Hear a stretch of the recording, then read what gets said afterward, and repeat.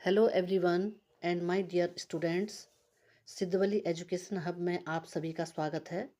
आज हम श्यामपट्ट कौशल अर्थात ब्लैक बोर्ड स्किल के बारे में चर्चा करेंगे और हम नागरिक शास्त्र विषय में माइक्रो टीचिंग का लेसन प्लान बनाएंगे। जिन भी व्यूअर्स ने चैनल को सब्सक्राइब नहीं किया है, कृपया वो चैनल को सब्सक्राइब करें ताकि हमारी आने वाली वीडियो आप तक पहुंच सके। आप लाइक कीजिए, कमेंट्स दीजिए और ज़्यादा से ज़्यादा शेयर कीजिए। तो चलिए श्यामपट्ट कौशल पर चर्चा करते हैं। स्टूडेंट्स, माइक्रो टीचिंग पाठ योजना के अंतर्गत हम श्यामपट्ट कौशल के बारे में चर्चा करेंगे। श्यामपट्ट कौशल श्यामपट्ट पर किया जाने वाला कार्य, अर्थात जो छात्र अध्यापक और छात्र अध्यापिका होती हैं उन्हें श्यामपट्ट पर किस तरह से कार्य करना चाहिए उसके बारे में हम चर्चा करेंगे। सबसे पहले छात्र अध्यापक को श्यामपट्ट में विषय, प्रकरण और पाठ योजना लिखनी चाहिए। विषय, यहाँ पर हमने नागरिक शास्त्र का एक छोटा सा पाठ योजना बनाई हुई है। प्रकरण, संसद।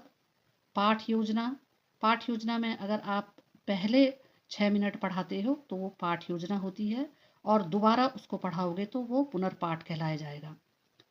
कक्षा, जिस कक्षा के अनुसार आपने लेसन प्लान बनाया हुआ है।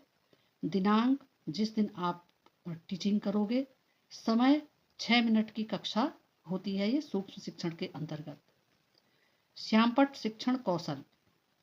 श्यामपट्ट शिक्षण कौशल का अर्थ, छात्र अध्यापिका विभिन्न श्यामपट्ट कौशलों जैसे लेख की स्पष्टता, उपयुक्तता, स्वच्छता आदि का विकास करना है, जिससे श्यामपट्ट के समुचित प्रयोग द्वारा पाठ प्रस्तुतिकरण को प्रभावशाली बनाया जा सके। जैसे आपके सामने एक श्यामपट्ट आपके सामने प्रस्तुत किया जा रहा है। यहाँ पर हमें श्यामपट्ट के ऊपर दिनांक, कक्षा, विषय, प्रकरण, वादन, वर्ग और समय ऊपर से लिखना है और श्यामपट्ट के जो कंपोनेंट्स होते हैं उसके अनुसार श्यामपट्ट पर जो लिखावट होती है वो स्पष्ट होनी चाहिए। शब्द और अक्षर स्पष्ट होने चाहिए। दो शब्दों के बीच में उचित अंतराल होना चाहिए। दो, जैसे ये लाइनें हैं, इनके बीच में उचित अंतराल होना चाहिए और श्यामपट्ट पर जो लिखी जाने वाली विषय वस्तु है वो स्पष्ट और सूक्ष्म लिखी जानी चाहिए। अर्थात श्यामपट्ट पर किया जाने वाला जो भी कार्य है वो स्पष्ट होना चाहिए। ये श्यामपट्ट कौशल के अंतर्गत आता है। श्यामपट्ट कौशल के मुख्य घटक, लेख की स्पष्टता, लेख स्पष्ट होने चाहिए। अक्षरों में उपयुक्त अंतराल, अर्थात दो जो भी अक्षर हैं उनमें उपयुक्त अंतराल होने चाहिए। अक्षरों का कक्षा में अंतिम छोर से दिखाई देना, अर्थात अंतिम छोर में भी जो स्टूडेंट बैठा हुआ है उसको भी श्यामपट्ट पर लिखी गई चीज़ें, लिखे गए शब्द स्पष्ट दिखाई देने चाहिए। शब्दों में उपयुक्त अंतराल, दो शब्दों के बीच में अगर श्यामपट्ट पर दो शब्द लिखे हुए हैं, जैसे एक शब्द ये है और एक शब्द ये है, इनके बीच में उचित अंतराल होना चाहिए। स्पष्ट अक्षर, जो भी अक्षर लिखे गए हों वो स्पष्ट लिखे होने चाहिए। श्यामपट्ट कार्य की स्वच्छता, इस पॉइंट के अंतर्गत पंक्तियां श्यामपट्ट के आधार के समांतर हों, अर्थात जो पंक्तियां होती हैं वो एक सीधी रेखा में होनी चाहिए। पंक्तियों के मध्य उपयुक्त अंतराल, दो पंक्तियां, जैसे एक पंक्ति ये है और एक पंक्ति ये है, इन दोनों के बीच में उपयुक्त अंतराल या डिस्टेंस होना चाहिए। श्यामपट्ट पर केवल आवश्यक एवं उपयुक्त विषय वस्तु को लिखना चाहिए। श्यामपट्ट पर हमें मुख्य बिंदु या शिक्षण बिंदु को ही लिखना चाहिए। श्यामपट्ट की उपयुक्तता, अर्थात श्यामपट्ट की सततता एवं संक्षिप्तता, श्यामपट्ट पर संक्षिप्त शब्द ही लिखने चाहिए। रंगीन चौक का प्रयोग, जो मुख्य बिंदु होते हैं उनको या तो रंगीन चौक से लिखना चाहिए या कुछ शब्दों को अंडरलाइन करना चाहिए। चित्र एवं रेखा चित्र की उपयुक्तता, श्यामपट्ट पर उपयुक्त स्थान पर उपयुक्त चित्रों को बनाकर उसको रेखांकित करना चाहिए, जिससे कि छात्रों को स्पष्ट समझ में आए। पूर्व ज्ञान, छात्रों को संसद का ज्ञान रहता है। सहायक सामग्री चौक, डस्टर, श्यामपट्ट, लपेट श्यामपट्ट, पॉइंटर आदि।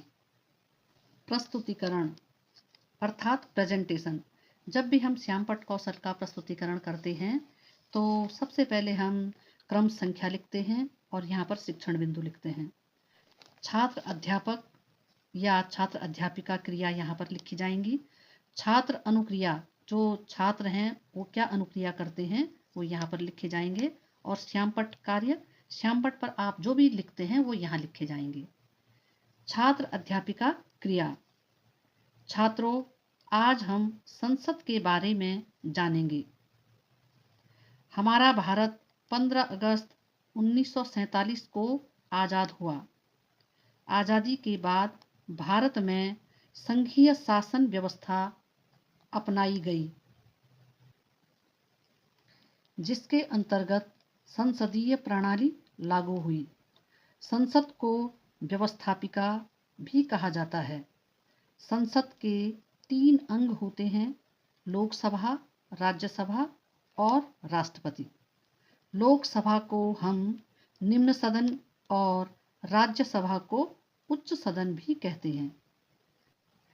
छात्र अध्यापक या छात्र अध्यापिका जब अपने पाठ योजना को छात्रों के सम्मुख प्रस्तुत करते हैं तो जो छात्र अनुक्रिया है उसके अंतर्गत आएगा कि छात्र ध्यान पूर्वक सुन रहे हैं और जो पढ़ाया गया पाठ है उसके जो मुख्य बिंदु हैं वो श्यामपट्ट पर लिखे जाते हैं।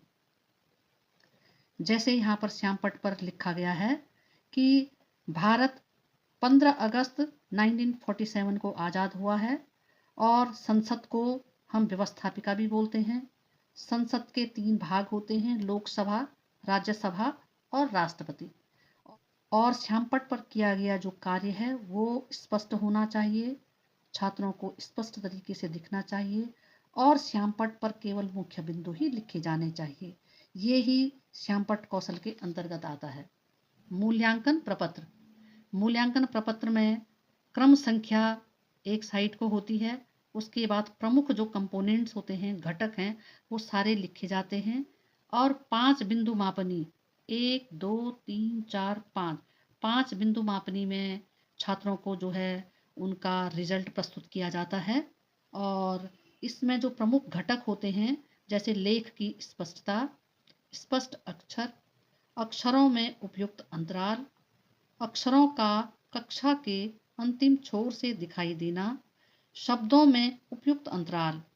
इन घटकों के आधार पर निरीक्षणकर्ता 5 बिंदु मापनी के आधार पर छात्रों के लेसन प्लान या पाठ योजना का निरीक्षण करता है और उन्हें 5 बिंदु मापनी पर मापता है।